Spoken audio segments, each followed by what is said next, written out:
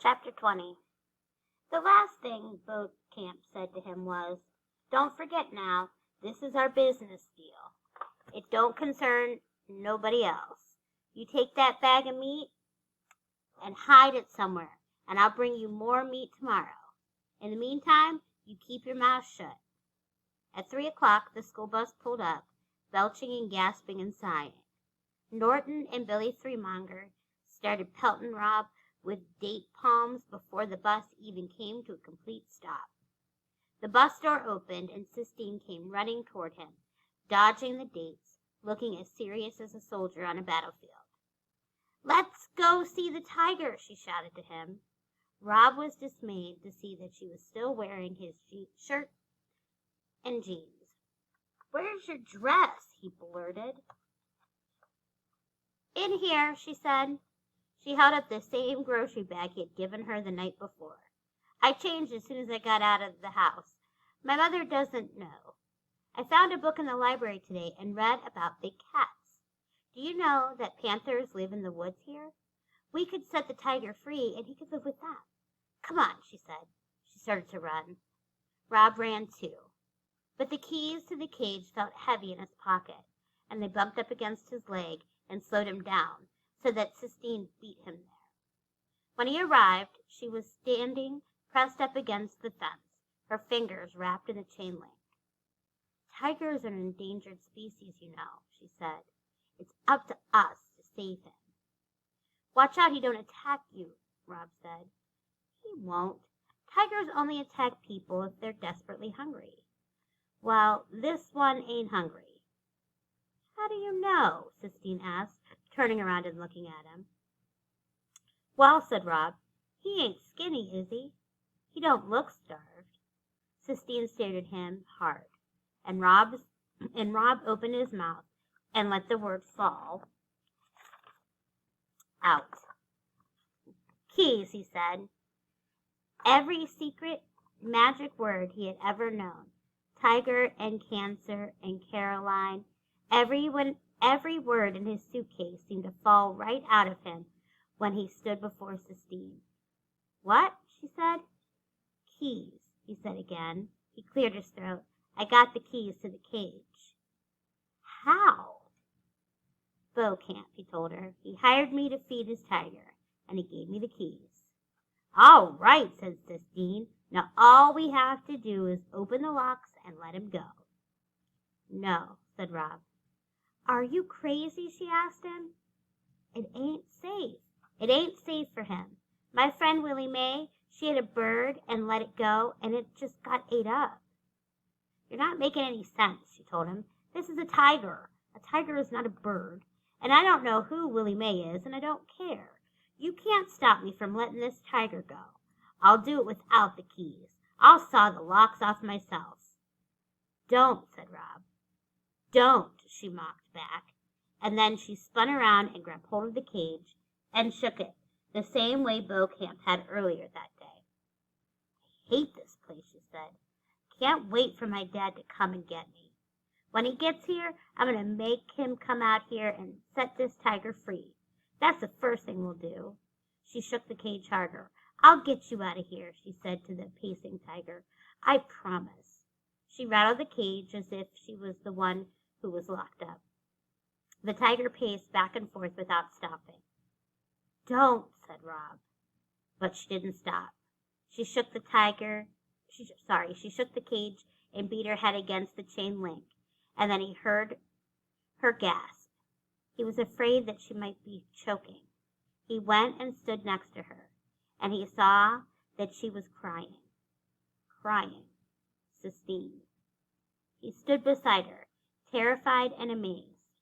When his mother was alive, when he still cried about things, she had been the one who comforted him. She would cup her hand around the back of his neck and say to him, "You go on and cry. I got you. I got good hold of you." Before Rob could think whether it was right or whether it was wrong, he reached out and put his palm on Sistine's neck. He could feel her pulse, beating in time with the tiger's pacing. He whispered to her the same words his mother had whispered to him. "I got you," he told her. I got good hold of you." Sistine cried and cried.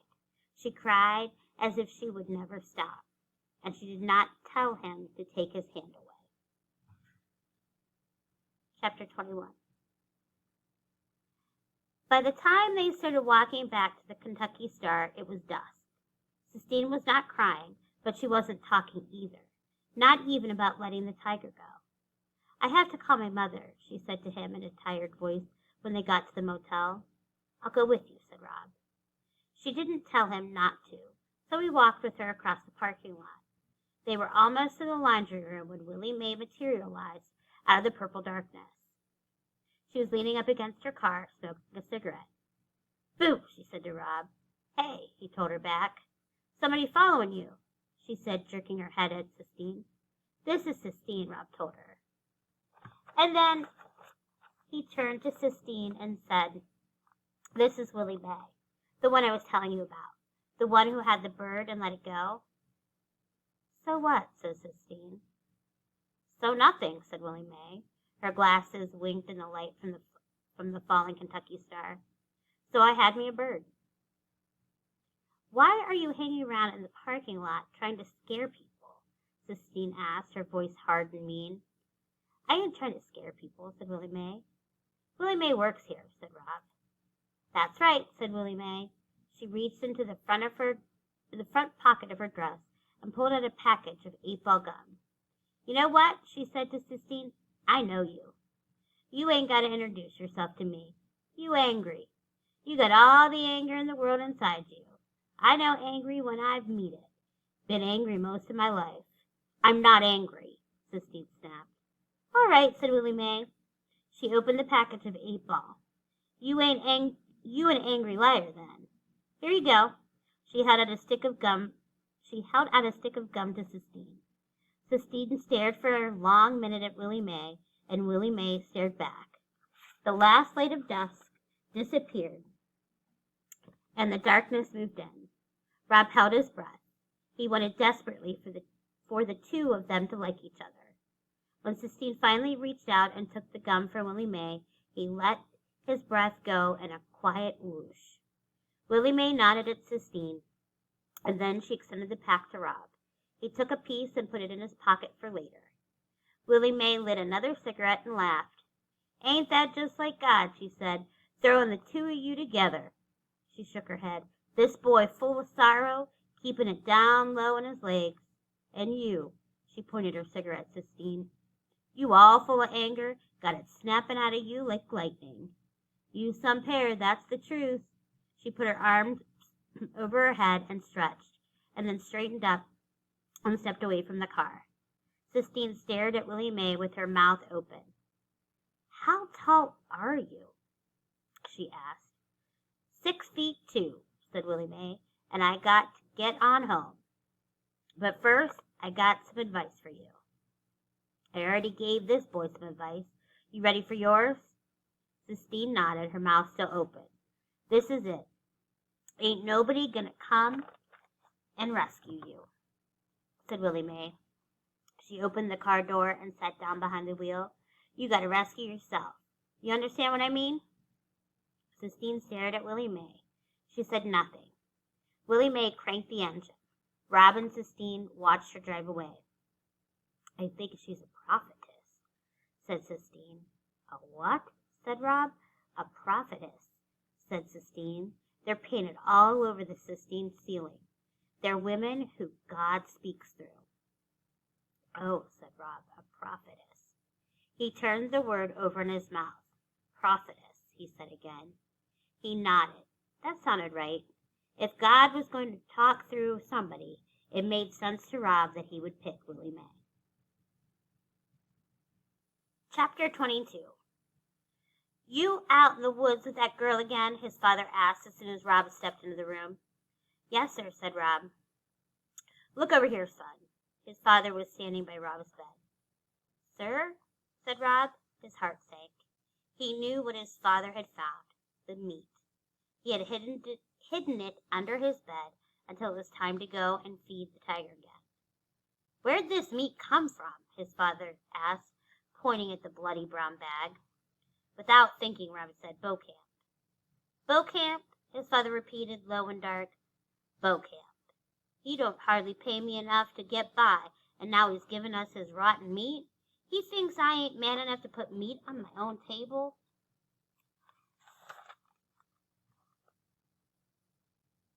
Rob wanted to say something, but then he thought of Beaucamp and how to stop. I ought to teach him a lesson, his father said. The cords in his neck stood out like twigs. He kicked the bag of meat. I ought to, he said. Making me work for less than nothing, giving us rotten meat. He went and stood in front of the gun case. He didn't unlock it. He just stood and stared and cracked his knuckles. Daddy, said Rob, but he couldn't think of anything to say after that. His mother had known how to calm his father. She would put her hand on his arm or say his name in a soft and reproachful voice, and that would be enough. But Rob didn't know how to do those things. He stood for a minute more, and then he walked over to his bed and grabbed a piece of wood and his knife. As he left the room, his father was still standing at the locked gun case, staring through the glass at the deer hunting rifle, as if he was trying to will the gun into his hands. Rob walked to the Kentucky Star sign. He sat underneath it and leaned up against one of the cold, damp poles and started to work on the wood. But his head was too full of his father's anger and Sistine's tears. He couldn't concentrate. He looked up at the dark underside of the sign, and recalled lying on a blanket, staring up at a big oak tree. His mother had been on one side of him. His father, asleep and snoring, had been on the other. He remembered that his mother had taken hold of his hand and pointed up at the sun shining through the leaves of the tree and said, "Look, Rob, I have never in my life seen a prettier color of green. Ain't it perfect?" "Yes, ma'am," he said, staring at the leaves. "It looks like the original green, the first one God ever thought of." His mother squeezed his hand hard. "That's right," she said. "The first one God ever thought of. The first ever green. You and me, we see the world the same." He concentrated on that green. He let it seep through a crack in his suitcase of not thoughts and fill up his head with color. He wondered if Willie Mays Cricket had been the same bright and original green. That's what he thought about as he carved, and so he wasn't surprised when he stopped and held the wood away from himself to see a wing and a beak and a tiny eye. It was Cricket, Willie Mays Cricket, coming to life under his knife. He worked on the bird for a long time, until it looked so real that he half expected it to break into song. When he finally went back to the room, he found his father asleep in the recliner. The gun case was still locked, and the bag of meat was gone. He wouldn't be able to feed the tiger in the morning. He would have to wait until Beaucamp brought him another package. Rob went and stood over his father and stared down at him. He looked at his heavy hands and the bald spot on his nodding head. He was memorizing him and trying at the same time to understand him, to make some sense of him, out of his anger and his quiet, comparing it to the way he used to sing and smile when his father jerked awake. "Hey," he said. "Hey," Rob said back. "What time is it?" "I ain't sure," said Rob. "Late, I guess." His father sighed. "Go on and get me the leg medicine." Rob brought him the tube of medicine. Outside the motel room, the world creaked and sighed. The rain started in again, and his father's hands were gentle as he applied the ointment to Rob's leg.